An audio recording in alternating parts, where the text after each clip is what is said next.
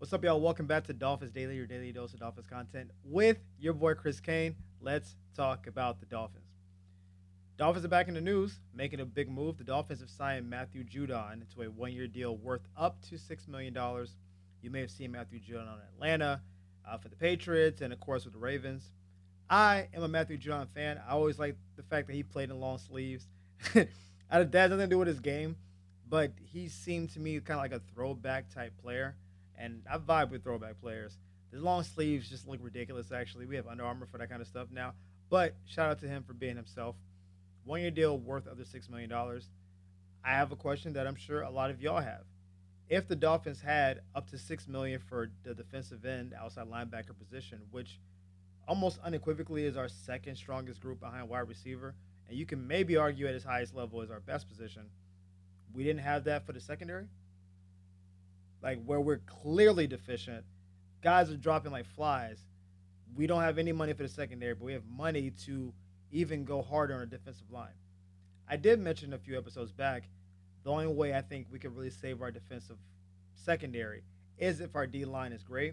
So this may be like a reverse thing where it's like, hey, we're really going to D line. I talked about having Chop be healthy along with the other two, Chubb and Jalen Phillips. And then if we could just have them in a rotation, and maybe the idea is that we have two of them at all times. We got Phillips and Chubb. Y'all run it. All right, they come out the game. Bet. Let's bring in Chop, bring in Judon. You get in there. And now we're kind of doing it that way. That makes some sense if that's the goal. I think we actually need secondary help, but if the idea is that we're going to be so strong on a D line that we won't need a secondary to have to like chip in, cool. I can actually get behind that. I do think we need another cornerback though, but that's neither here nor there. I will say Matthew Judon was not good for Atlanta, and he had 5.5 sacks, which sounds good, but he played in every game. So this is 17 game worth of sample size. They do like rankings. You know, they do like the Pro Football Focus rankings before games, and they had like 10 out of 80, whatever, whatever. Matthew Judon finished third worst overall at his position. Third worst. That's not great. That's not great. Again, the Atlanta defense was not good last year. So I don't know how much I have to put on him in particular. They weren't a good unit. He seemed old, but he's only 32. So sometimes you could just be in a bad situation where you're not really used to your highest potential. He wasn't great, and I think the Dolphins are going to use him as a fourth DN, which means that he won't have to do as much regular heavy lifting. He's actually pretty good in the run game in addition to pass rushing, but if he's like the fourth end outside linebacker, then we may not be asking him to do a lot of extra, which I like. You could just come in, kind of third down specialist it, come in, rush the passer, come off the field, stay fresh as much as possible. I don't hate it. I think it's a good move. It's not a lot of money. It's another one-year deal. The Dolphins are in love with one-year deals because, as we mentioned before, not trying to be committed to anybody long term. Matthew Judon also is older, so I feel like, you know, like he's older, so we're not going to give you a long-term deal and you're older anyway. But he also wasn't good last year. So even if we thought 32 is not old for defensive end, but 32 off a bad year is. So I think the move is smart. Hey, we're going to give you one. And then maybe if you're good, we'll figure out down the line. But this feels like a one-year kind of marriage. Give him a chance to come to a hot city. Give him a chance to be in a nice rotation. We don't need you to go out here and be Superman. Don't need you to like shut the world down. Just go out here and do all right. And if he does that, then I think we could have a nice win on our hands. This feels very not Darren Waller esque, where Darren Waller literally wasn't playing football last year. Matthew Judon was playing football, just not well. But you could see there was there's some of that in there. It was there, just in flashes. Like he showed flashes. So we'll see if he can really harness that. I think if he stays healthy, and again he played in every game last year, so no reason to think he won't be healthy. But if he can give us anything for our second unit of pass rush, and we can have consistently two guys doing big rushing out there, I think that would be awesome. And that's what I'm looking forward to seeing. Hopefully, that's how it goes down. There's been a lot of talk about Tua from everybody, from all sides. Tua's a lightning rod. We all know how that situation goes, right? So, Mike, what's his name? Mike Sando. Yes, Mike Sando and Ryan Russillo have a podcast together, and they were talking about Tua today, and they were talking about how Tua's time with Miami is kind of run its course. That's what they're saying for a number of reasons, but Mike Sando specifically decided he wanted to go in a little bit, so we'll bring up his quote here. He says he's a big hit away from maybe not playing anymore. I think that's why he got two. This is votes for the fourth tier of quarterback rankings. There's some people who think, I think the end's nearing. It's a miracle he's made it this far. So hopefully that's not the case. Hopefully he can stay healthy. But they're really at a crossroads. They've kind of paid him, gone all in, pretty much spending the last few years, and then really haven't had a lot to show for it. Ouch. So I don't think the last sentence is totally false. Like if I told you the Tua era would lead to a couple playoff bursts, he'll play in one, not play in one, we won't have any wins. I think you would think that's probably not worth $53.1 million. I think that's a fair statement. Um, and all the concussion talk, obviously we know the extent of that. The whole team is built around, hey, keep Tua upright. Like that's what our whole team is. Hey, why do we double and quadruple down the offensive line? Keep Tua healthy. Why do we get the ball out quickly and run 1,700 tunnel screens and quick pitches? Keep him healthy. This is a known thing about Tua. He's only played a full season once in recent memory. And so he's shown he can do it, but there is that anxiety of, is he going to be knocked out of the game? I don't know if the Tua era is over, though. I think that's where he gets kind of overstated. One, because we have to basically pay him through next year, no matter how we do anything. So it's this year and next year. It's a 2-year sample size, in years 6 and 7 to really just lock in his position. Because if he's good at the end of next year, we will just continue to pay him the rest of his contract or extend him and rework some numbers and push money back and whatever. We'll restructure it if we need to. If he's healthy, then I have no reason to believe that he won't be good. That's what we owe it to. If he's healthy, I believe in him. But there's a question about what his health looks like. Um, I can't say long term, but yeah, long term, honestly. So I think Mike Sando's position isn't unfair. I think it's overstated because he didn't mention like, oh, Tua's era is going to be over and then they're going to bring in X number of players. It's just more like they're not going to keep him around. I don't know if that to be true. I think what's more likely to happen that if Tua's era ends in Miami, it will be more because we have a new GM and a new coach. I don't think it's, oh, Tua can't stay healthy, so we got rid of him. I think this year goes however it goes. Coach McDaniel's not here. Chris Greer's not here. They bring in their own people. Everyone knows GMs, they hire the GM first. GM hires the coach they want. The coach gets the quarterback they want. That's kind of how it goes. I don't know how many. There's probably a couple coaches around the league who are like, "Oh, give me Tua. I'll love to sign up for that."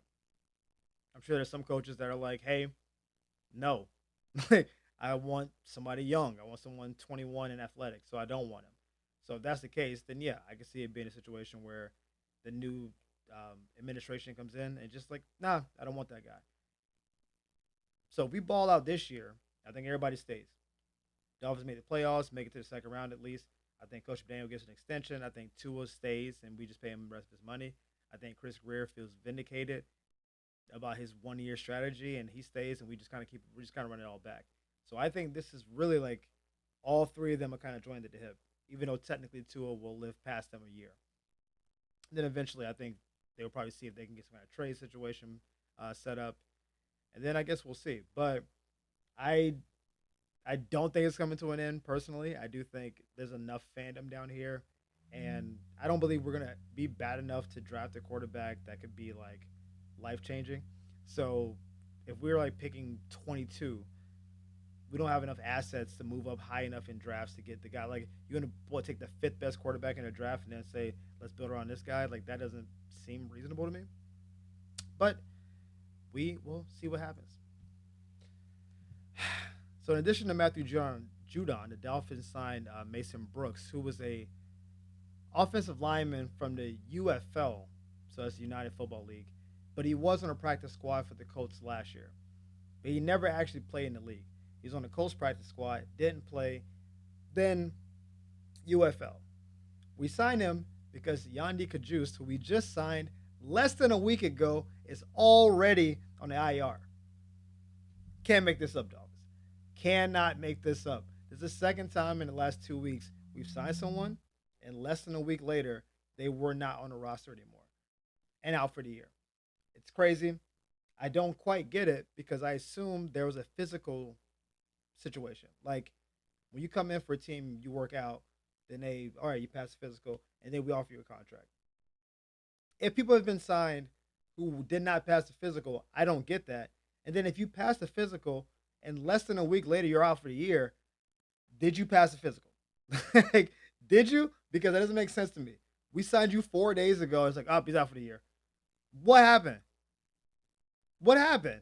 It's just so I don't expect Mason Brooks to play. He plays guard. I hope we don't see him on the field. I don't know what's going on here.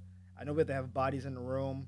Third preseason game coming up, so you don't want to put your starters out there. We already had a ton of injuries already, so this feels more like body filling in, and then maybe some of our other people get back. I guess that's how we're going to play it. I don't think this is a move for the main season, but it's just like you can't sign somebody on Monday and then by Friday they're out for the year. That's not how that should go. That doesn't make any sense to me. And for it to happen back to back times, just feels odd. It feels odd. I'll just say it like that. So yeah, we signed him, and that's what we have. He literally hasn't played in the league, so I don't have like, oh, he's going to be this kind of player. He has not played. He was okay in the UFL, but what does that mean?